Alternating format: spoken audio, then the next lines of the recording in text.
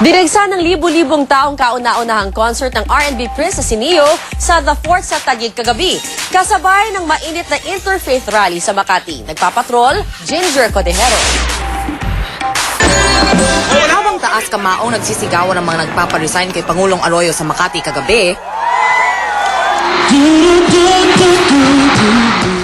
taas kamay ring nagkakagulo ang libo-libong fans ni Neo sa kanyang unang concert sa Pilipinas.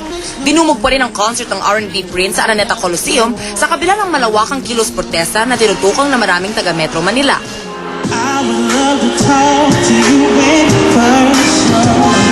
Walang tigil ang sigawan ng mga tagahanga ng Grammy winner, lalo na nang kantahin nito ang kanyang chart-topping hits.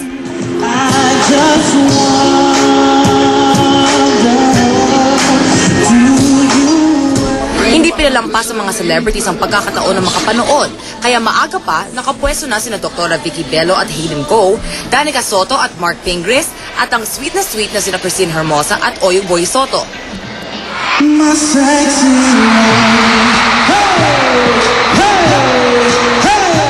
Nag-aaway man ang ilang magkakalaban sa politika kagabi, hindi ito duma sa mga nakikanta kay Neo.